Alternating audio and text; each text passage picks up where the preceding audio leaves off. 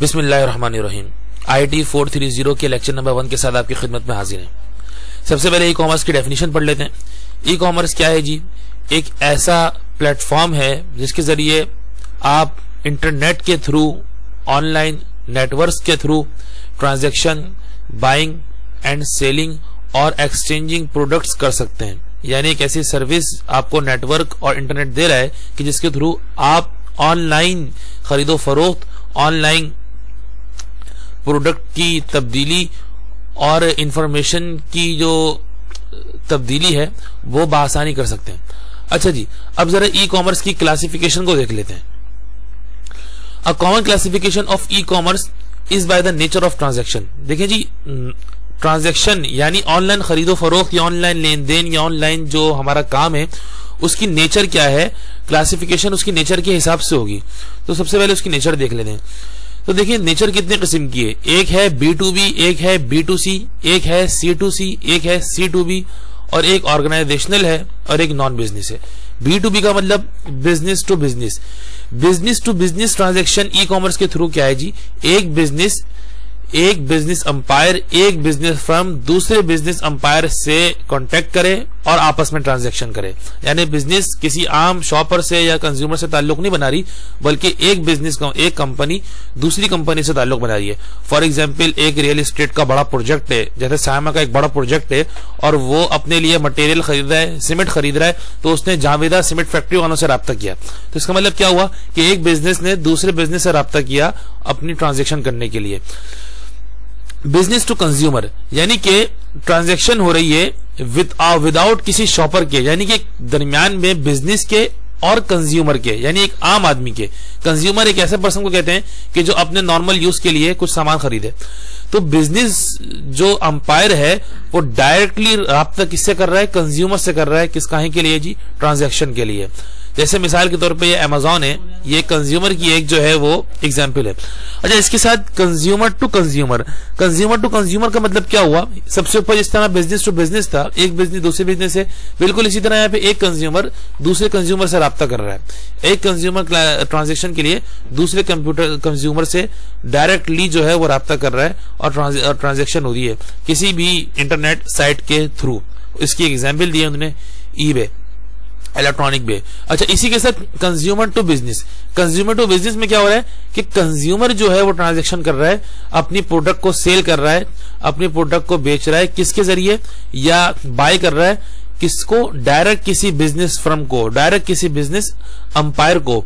यानी बिजनेस पहले बिजनेस से कर रहा था, फिर बिजनेस कंज्यूमर से आ गया, फिर कंज्यूमर से करने लगा। अब कंज्यूमर डायरेक्ट किसी बिजनेस फर्म से राब्ता कर रहा है।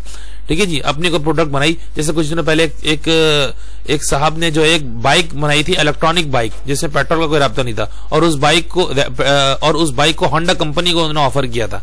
बहरहाल, इंट्रा बिजनेस का मतलब क्या है जी? इंट्रा बिजनेस का मतलब यह है कि वो एक्टिविटीज जो बिजनेस अपने ही एम्प्लॉयज के साथ कर रहा हो, वो एक्टिविटीज जो बिजनेस जो अपने ही वर्कर के साथ सर्विसेज या एक्टिविटीज कर रहा हो, अपने वर्कर्स, अपने एम्प्लॉयज को ट्रेनिंग दे रहा हो, कोई वर्कशॉप कर रहा हो ताकि कॉस्ट रिडक्शन हो सके या दूसरे ऑर्गेनाइजेशन को फवायद हासिल हो सके। ये इंट्रा बिजनेस कहलाती है ई कॉमर्स में। अच्छा, नॉन बिजनेस ई कॉमर्स क्या है जी? एकेडमिक इंस्टीट्यूशंस, वो एकेडमिक तालीमी इदारे जो इंटरनेट के थ्रू चल रहे होते हैं। नॉन प्रॉफिट ऑर्गेनाइजेशंस जैसे एनजीओस चल रही हैं, इसी रिलीजियस और सोशल ऑर्गेनाइजेशंस चल रही हैं जिन्हें तिजारत का, खरीदो फरोख्त का, लेन देन का कोई अंसर शामिल नहीं है, वो नॉन बिजनेस ई कॉमर्स कहलाती है। अब जरा मजीद कुछ बेसिक डेफिनेशन है वो हमें समझनी है। सबसे पहले बेसिक डेफिनेशन क्या है वेब क्लाइंट की? वेब क्लाइंट क्या है? देखिए, वेब क्लाइंट एक मशीन है। कौन सी मशीन है जी? कंप्यूटर मशीन है, मोबाइल मशीन है। ये क्या करती है? That initiates internet request. ये इंटरनेट रिक्वेस्ट भेजती है। अच्छा जी, इसकी रिक्वेस्ट आगे कौन लेके जाता है? इसकी रिक्वेस्ट आगे लेके जाता है वेब सर्वर। इंटरनेट रिक्वेस्ट का मतलब क्या है? यानी कोई मशीन इंटरनेट से कनेक्ट होना चाहती है तो उसकी एक इंटरनेट रिक्वेस्ट जाती है। किसके पास जाती है? वेब सर्वर के पास जाती है। वेब सर्वर क्या करता है? Machine that services internet request, यानी कि ये इंटरनेट की दरखास्त को आगे भेजता है। इंटरनेट की दरखास्त पे तामुल फराहम करता है। अगली चीज क्या है जी, ब्राउजर। ब्राउजर एक ऐसा सॉफ्टवेयर है, एक ऐसी सर्विस है जिससे क्लाइंट जो है वो इंटरेक्ट होता है किससे जी, वेब डेटा से। यानी इंटरनेट पे जितना डेटा मौजूद है, इंटरनेट पे जितना मवाद मौजूद है, कोई भी आम आदमी उस मवाद तक, उस डेटा तक रसाई किसके जरिए हासिल करता है जी, ब्राउजर के जरिए हासिल करता है। अगली चीज क्या है जी, इंट्रानेट। इंटरनेट क्या है जी, internet network of computer confined to a single place. यानी कि कंप्यूटर के ऐसे इंटरनल नेटवर्क्स जो एट अ सिंगल प्लेस हो, यानी कि किसी एक जगह पे मौजूद हो और मुख्तलिफ कंप्यूटर्स आपस में जिससे एक दूसरे से अटैच हो। एक्स्ट्रानेट क्या कहलाते हैं, when two or more internets are connected with each other they form an extranet. अच्छा, वर्चुअल प्राइवेट नेटवर्क। इसमें क्या है जी, इसमें क्या है कि इंट्रानेट्स जो है, यानी एक कंप्यूटर दूसरे कंप्यूटर से मिला, दूसरा तीसरे से मिला और आपस में ये एक इंट्रानेट बना। एक एरिया का इंटरनेट दूसरे एरिया के इंट्रानेट से कनेक्ट हो जाता है तो ये एक्स्ट्रानेट बन जाता है। ठीक है जी, लेकिन बहरहाल ये फिर भी प्राइवेट नेटवर्क होता है। इसकी उन्होंने एग्जांपल भी वर्चुअल प्राइवेट नेटवर्क के एतबार से दी हुई है। अब आता है इंटरनेट। इंटरनेट क्या है जी, इंटरनेशनल नेटवर्क जो ग्लोबली पूरी दुनिया जिसके हिसार में आ चुकी है और नॉलेज शेयर करने के लिए, कम्युनिकेशन के लिए और लादार चीजों के लिए इस्तेमाल होता है। अब आता है इंटरनेट के थ्रू जो क्लाइंट सर्विस मॉडल चलता है। ये क्लाइंट सर्विस मॉडल क्या है, देखिए क्लाइंट सर्विस मॉडल एक आपके सामने पिक्चर दी हुई है जिसमें एक क्लाइंट ए है, एक क्लाइंट बी है और एक सर्वर को हमने एक्स से वो किया है कंसीडर और एक सर्वर को वाई से। अब क्लाइंट ए ने इंटरनेट तक रसाई हासिल की और वो इंटरनेट के मतलूबा सर्वर तक पहुंच गया, यानी कि उसको सर्वर से जो इंफॉर्मेशन इकट्ठी करनी है, जिस जगह से कम्युनिकेशन करनी है, राब्ता कायम करना है, वहां तक पहुंच गया। इसी तरह क्लाइंट बी ने भी इंटरनेट से रिक्वेस्ट सेंड की थी वेब सर्वर्स के जरिए और अब वो मतलूबा सर्वर था या मतलूबा जो उसका हदफ था डॉक्यूमेंट्स का, वहां तक पहुंच गया। वेब क्या है जी, वेब को तो वैसे जाल बोलते हैं। एक ऐसा इंटरनेट कम्युनिकेशन स्ट्रक्चर है जिसके थ्रू अपने डॉक्यूमेंट्स इंटरनेट और नेटवर्क के ऊपर स्टोर किए जा सकते हैं, सेव किए जा सकते हैं। यानी वेबसाइट एक ऐसा स्ट्रक्चर है कि जिसके जरिए अपने डॉक्यूमेंट्स लिंक्ड कराए जा सकते हैं। अब उन अपने डॉक्यूमेंट्स को सेव किया जा सकता है किसके जरिए जी, नेटवर्क के जरिए, नेटवर्क्स के ऊपर। अब सवाल ये बनता है कि उन नेटवर्क तक रसाई कैसे हासिल की जाए, उन डॉक्यूमेंट्स तक रसाई कैसे हासिल की जाए। फॉर एग्जांपल पंजाब यूनिवर्सिटी है, उसने अपनी यूनिवर्सिटी के कुछ डॉक्यूमेंट्स थे, कुछ रिजल्ट्स के डॉक्यूमेंट्स थे, वो चाहते हैं सब देख लें इनको, तो उसने अपने वेब पर अपलोड कर दिए। यानी अब उनका डॉक्यूमेंट जो है वो इलेक्ट्रॉनिकली सेव हो गया। अब क्या किया जाएगा इसमें, अब इसके लिए हमें जरूरत पड़ती है हाइपरटेक्स्ट ट्रांसफर प्रोटोकॉल की। ये हाइपरटेक्स्ट ट्रांसफर प्रोटोकॉल क्या है, ये एक ऐसा सिस्टम है, एक ऐसे कीवर्ड्स हैं, एक ऐसा डिजाइन है जिसके जरिए वेब पेज की रिक्वेस्ट की जाती है। मिसाल के तौर पे पंजाब यूनिवर्सिटी की वेबसाइट खोलनी है हमें ताकि हम अपना जो डेटा देख सकें, तो उसके लिए हमें hyper text transfer protocol HTTP के जरिए रिक्वेस्ट भेजनी पड़ेगी ताकि हम अपनी मतलूबा वेबसाइट तक पहुंचे। जिस वेब को हमें ओपन करना है उस वेब की रिक्वेस्ट हम इसके जरिए भेजेंगे। अच्छा, इसका प्रोसेस उन्होंने नकल किया है। प्रोसेस क्या है जी, प्रोसेस उन्होंने का सबसे पहले जो सिस्टम है वो क्लाइंट का है। HTTP के साथ जो रिक्वेस्ट भेजता है वेब पेज पर, वो कौन भेजता है, क्लाइंट भेजता है। अच्छा, मेक्स अ IP कनेक्शन, उसके बाद अपनी IP कनेक्ट करता है किसके साथ, वेब पेज के साथ। अगला प्रोसेस क्या है, सर्वर एक्सेप्ट्स रिक्वेस्ट।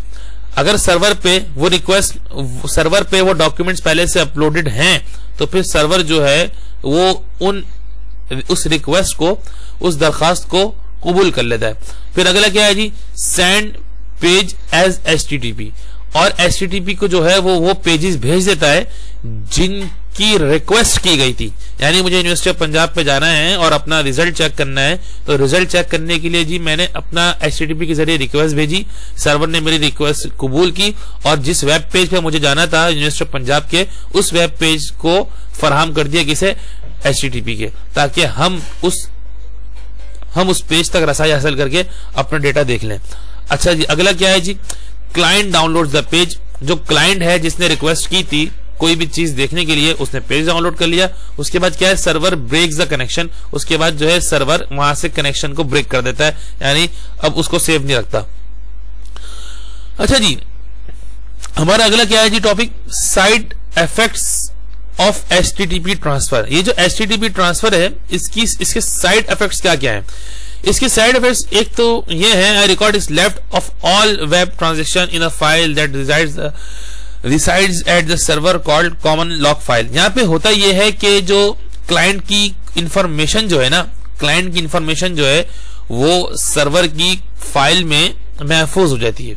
यानी उन्होंने यूं समझा कि गुड न्यूज दी। गुड न्यूज ये है कि आपकी जो कुछ फाइल है वो यहाँ पे आपका डेटा कुछ वेबसाइट्स पर सिक्योर हो जाता है। अच्छा, एक उन्होंने बैड न्यूज भी दी। बैड न्यूज क्या है जी, इसकी जो प्राइवेसी है वो इतनी मजबूत नहीं है। आपकी जो प्राइवेसी है, यूजर जो अपनी प्राइवेसी है इसके ऊपर मेंटेन नहीं कर पाता, अपनी प्राइवेसी के मामलात को वो इतना मजबूती से थाम के नहीं रख सकता। अच्छा जी, अब हम इसमें क्या क्या काम कर सकते हैं, what can you do with this data. हम इस डेटा का क्या कर सकते हैं। सबसे पहले जो हम कर सकते हैं, rearrange your site by knowing which promotions of your websites are popularly accessed and which are ignored by the users. हम इसके जरिए देख सकते हैं कि हमारी वेबसाइट को कौन कौन जो है वो इग्नोर कर रहा है। हम इसको मेंटेन कर सकते हैं। अपनी मार्केटिंग स्ट्रेटजी को चेंज कर सकते हैं।